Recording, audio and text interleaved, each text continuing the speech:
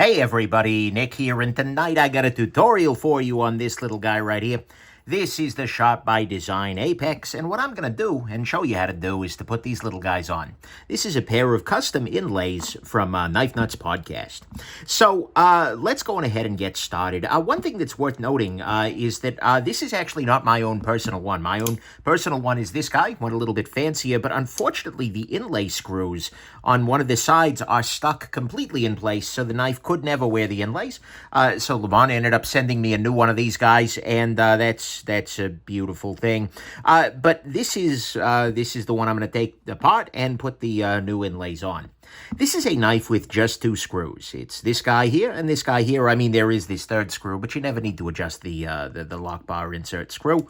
No need to it. So we're going to go on ahead and take this guy apart, and I'm going to fully confess something to you right now. This is not actually the first time I filmed this video. The very first time I filmed this video, the knife just did not want to go right back together, right? And so it took me, like, the action was absolutely brutally terrible. And so I ended up cutting the filming at a certain point and then working on it for a little while to figure out what the heck was wrong, and then reinstalling the old scale so I could do this tutorial for you now. But what we're going to go ahead and do is take this guy apart. So I've got both of the screws out of there. What I'm going to do now is use this little tool. This is a spudger, and by the way, if you're curious about this or any of the other tools I use, nickshabazz.com/tools has all the details.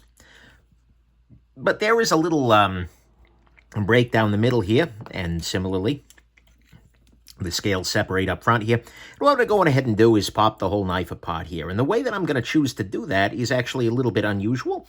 What I'm going to do is I've lifted the stop pin out of place here, and then the pivot is right there.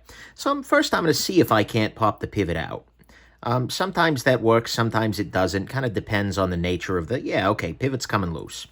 Good. So now the pivot's kind of out of the way, and the stop pin is out. So what I'm going to do, there is another reinforcing pin in the back right here.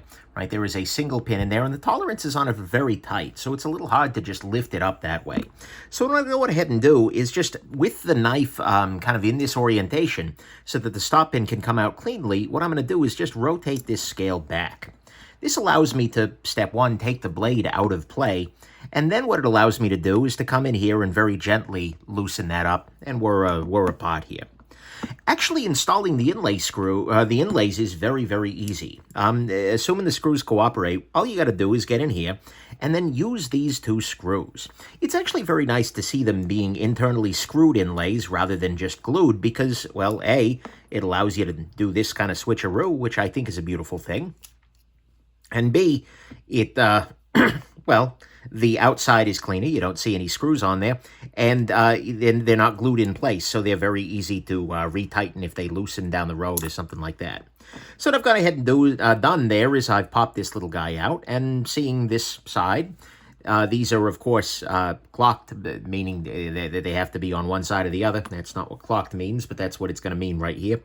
And so I'm going to go ahead and drop this bad boy in place. Fit-wise, we are very, very good, right? This is absolutely solidly in place there.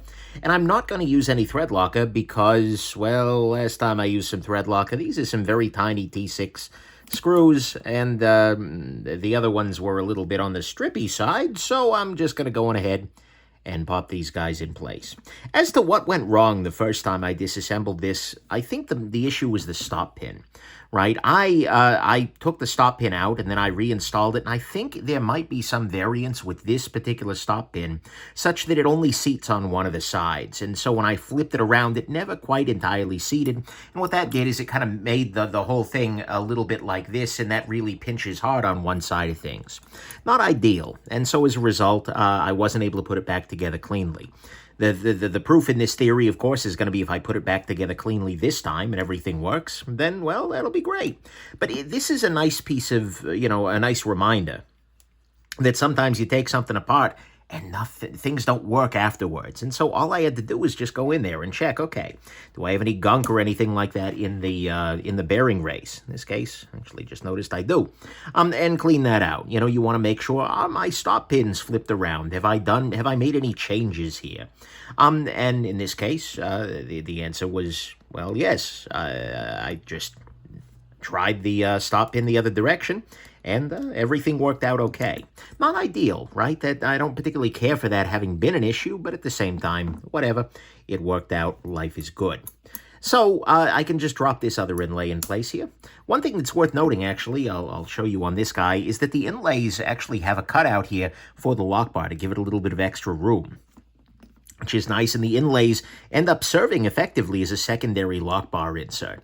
And it's worth noting that this isn't the only lock bar insert, right? There's the lock bar, lock bar insert, lock bar over travel stop. The lock bar itself, the insert has an over travel stop on it, but this allows it to play that role as well.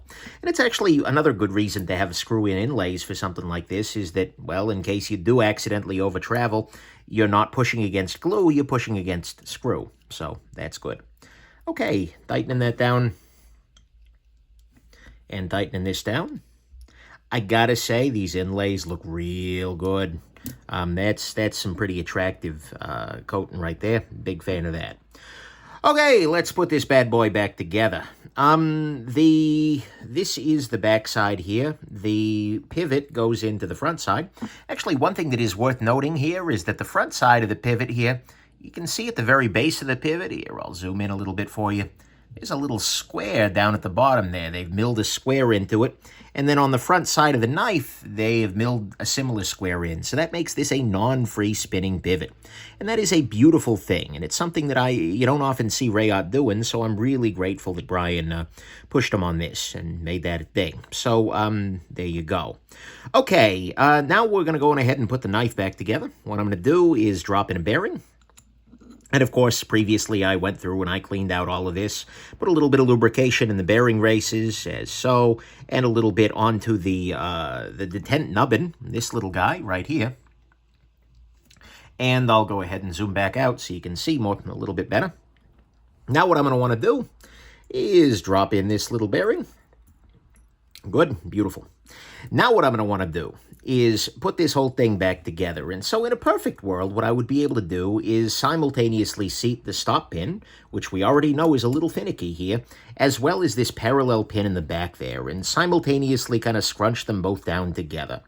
That's not going to work super well when the blade is fully deployed. So what I'm going to do is try and kind of bring the blade a little bit more into position there and then continue that scooching process. Okay, my backside just clicked shut, which is kind of a clench-worthy moment.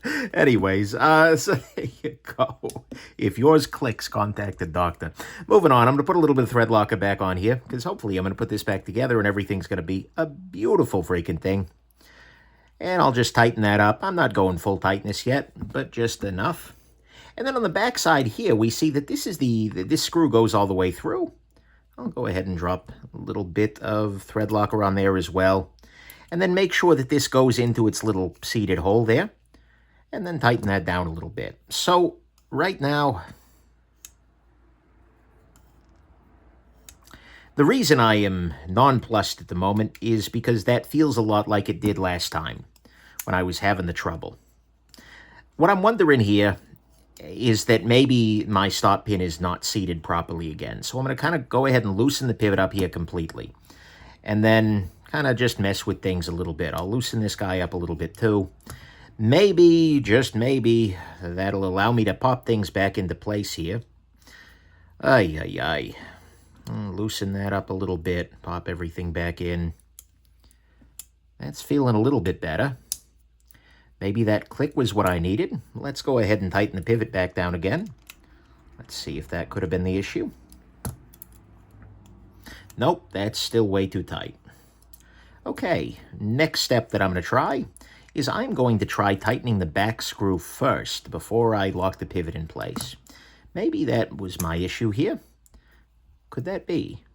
Okay, we have no blade play there.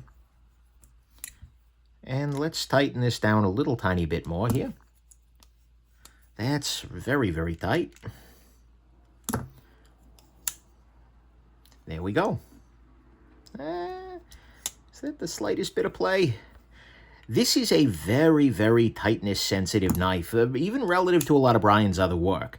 Right, I don't know what's different about the pivot here, but any variation off the desired tightness here, this kind of it feels like it needs to be run a little loose.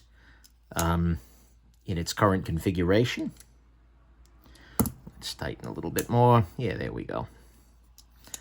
Oh, that's a little too tight. Okay. There we go.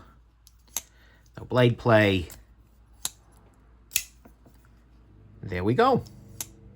All right, beautiful. And we are right back to where we were centering-wise.